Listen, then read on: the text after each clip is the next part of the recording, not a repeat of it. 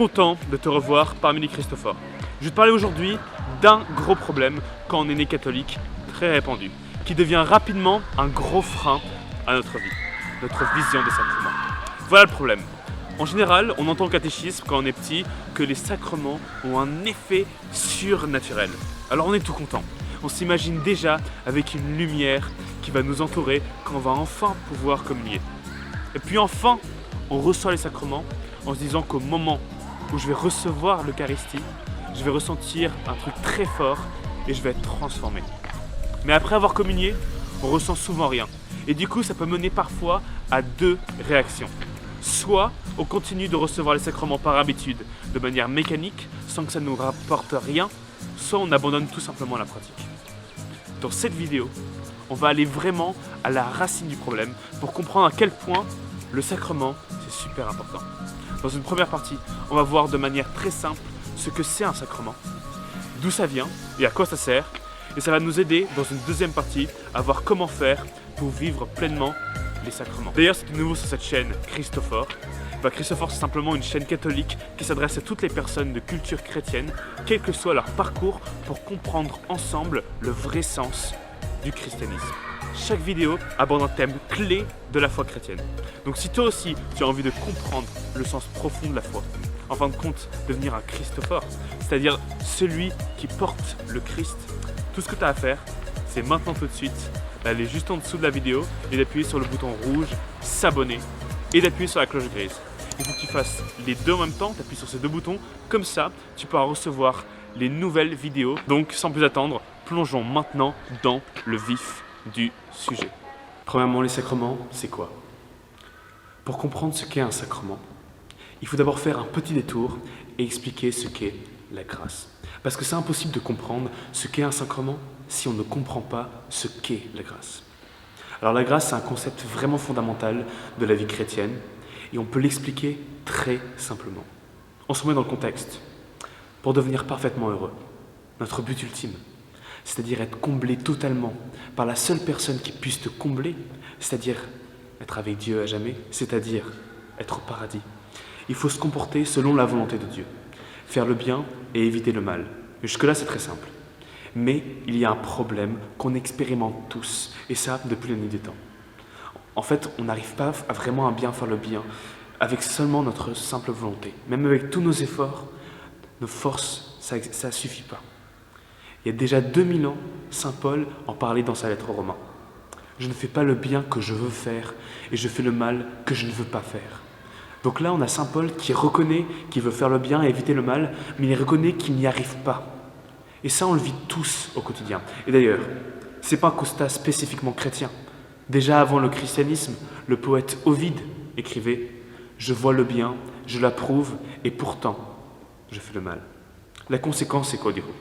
C'est que pour suivre Jésus, en voulant faire le bien et donc devenir saint, on ne peut pas y parvenir avec nos propres forces. Mais on a aussi besoin d'aide pour faire le bien et éviter le mal. Alors là, on peut se dire, ok, j'ai compris, j'ai besoin d'aide. Mais je suis réaliste. Je vois pas, qui pourrait m'aider en fait? L'aide ne va pas tomber du ciel. Eh bien, j'ai une bonne nouvelle pour toi, justement. Cette aide vient directement du ciel.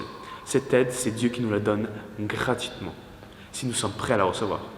C'est ça qu'on appelle la grâce. L'aide gratuite de Dieu à l'homme pour nous faire grandir et qu'on puisse devenir saint. Et la grâce est venue par Jésus-Christ. Et c'est vrai tout au long de l'Évangile. On peut voir Jésus qui dispense largement le don gratuit de Dieu à ceux qui veulent bien le recevoir. L'évangéliste Jean nous en témoigne à travers sa vie à côté de Jésus. Tous nous avons eu part à sa plénitude. Nous avons reçu grâce après grâce. Mais alors, on peut se dire, si la grâce passe par Jésus, comment est-ce qu'on a pu continuer à recevoir la grâce après son ascension, c'est-à-dire après que Jésus soit parti? Eh bien, avant de partir, Jésus, il a voulu instituer quelque chose de très visible et concret pour demeurer avec nous jusqu'à la fin des temps. Et cette chose qu'il a instituée pour demeurer avec nous et continuer à nous transmettre sa grâce, c'est ce qu'on appelle les sacrements. Donc dans les sacrements, qu'est-ce qui se passe? C'est ce qui se passe en fait, c'est que Jésus concrètement, il est avec nous de manière concrète et visible. Et maintenant, tiens-toi prêt, parce qu'en une citation, on va résumer de manière très précise ce qu'est un sacrement.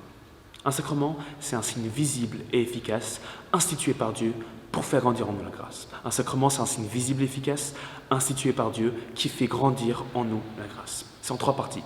Premièrement, c'est un signe visible, parce que tu peux le voir de tes yeux.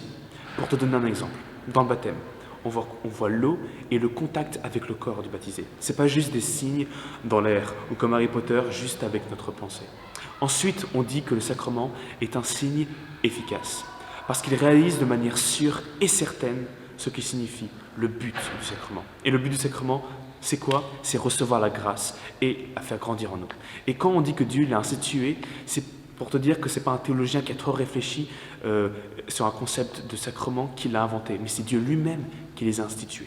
Alors là, on peut se dire, puisque le but du sacrement, c'est de transmettre la grâce, pourquoi Jésus a institué plusieurs sacrements? Eh bien, c'est parce que la grâce prend différentes formes. Pour le baptême, Jésus a voulu qu'on soit plongé dans sa mort et sa résurrection, tout ça pour être sauvé du mal et de la mort. Pour la confirmation, Jésus a voulu qu'en recevant l'Esprit Saint, nous parvenions à la perfection de la vie chrétienne et que nous soyons capables d'annoncer la bonne nouvelle de sa résurrection à tous ceux qui nous entourent. Pour le sacrement de réconciliation ou la confession, c'est la même chose, Jésus a voulu qu'on puisse lui confesser nos péchés et recevoir son pardon. Pour l'Eucharistie, Jésus a voulu qu'on puisse s'unir à lui et ainsi obtenir la vie éternelle. Pour le mariage, Jésus a voulu qu'un homme et une femme puissent fonder une alliance solide basée sur son amour à lui, c'est-à-dire un amour qui se donne. Pour le sacrement des malades, Jésus a voulu qu'on puisse affermir les mourants. Et enfin, il a institué le sacrement de l'ordre pour que des hommes, appelés par lui, reçoivent le pouvoir de réaliser une partie des sacrements en son nom. D'ailleurs, au cas où tu voudrais en savoir plus sur chacun de ces sacrements, on les détaillera chacun dans des vidéos spécifiques. Et sans plus attendre, rentrons maintenant dans la deuxième partie de cette vidéo. Le sacrement, son importance concrètement dans ta vie. On a vu dans la première partie ce qu'était la grâce et le sacrement, et que Jésus a institué les sacrements pour que sa grâce nous soit communiquée. Mais, comme on l'a dit en introduction, parfois on ne voit pas d'effet particulier. Alors comment ça se fait? Est-ce que les sacrements n'ont pas un effet automatique? En fait, ce qu'il faut comprendre, c'est que le sacrement, c'est pas comme prendre un médicament qui va agir chimiquement sur notre corps. C'est une démarche personnelle. Et une démarche, ça implique notre volonté.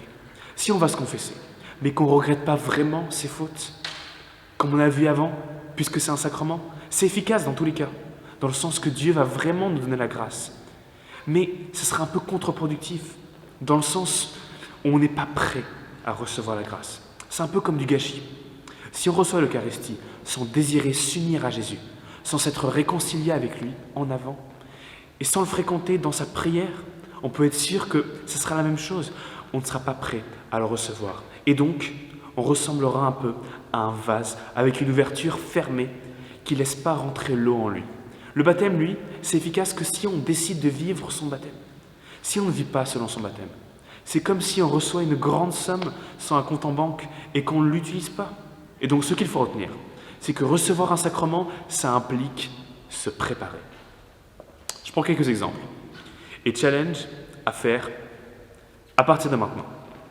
À chaque fois que tu vas aller à la messe communier, assure-toi que tu es prêt à recevoir le Christ en toi. Et si tu t'es mis en colère avec ton ami, ou ton frère, ou ton père, alors d'abord va te réconcilier avec eux. Et si tu as fait quelque chose dont tu n'es pas fier, alors va demander le pardon de Jésus avant d'aller communier, pour que tu puisses tout léger aller communier. Comme ça, le sacrement sur toi aura beaucoup plus d'effet. Aussi, si ça fait plusieurs semaines, voire plusieurs mois, voire plusieurs années que tu ne t'es pas confessé, alors arrête tout. Et maintenant, tout de suite, planifie un jour et une heure cette semaine où tu vas aller te confesser. Ne te laisse aucune excuse pour ne pas y aller. Et pour t'aider, moi aussi cette semaine, je vais aller me confesser. Bien sûr, il n'y a pas forcément besoin d'une intention parfaite pour qu'il y ait un effet au sacrement. Par exemple, si quelqu'un qui n'a pas de péché grave sur la conscience ne se prépare pas à communier, mais au moment de communier, il se réveille et dit « Jésus, je t'aime », il y aura déjà un petit effet. Mais c'est sûr à 1000% que si quelqu'un fait une belle confession pour se réconcilier avec Dieu, puis se prépare à communier par une prière humble et profonde, là, il va vraiment beaucoup plus recevoir. Voilà, la vidéo touche à sa fin. Mais avant de terminer, un petit résumé pour la route. Premièrement, pour faire le bien et éviter le mal, nos propres forces ne suffisent pas. Deuxièmement, nous avons donc besoin de la grâce de Dieu. Troisièmement, pour nous transmettre sa grâce, Jésus a institué les sacrements. Quatrièmement, il y a 7 sacrements, car Jésus nous transmet sa grâce sous différentes formes. Cinquièmement, et le plus important, on ne bénéficie des effets d'un sacrement que lorsqu'on le reçoit dans les bonnes dispositions. J'espère que tu as aimé cette vidéo. Si c'est le cas, n'oublie pas d'appuyer sur le pouce bleu et sur le bouton rouge, s'abonner si tu ne l'as pas déjà fait. Et on se retrouve très bientôt dans la prochaine vidéo.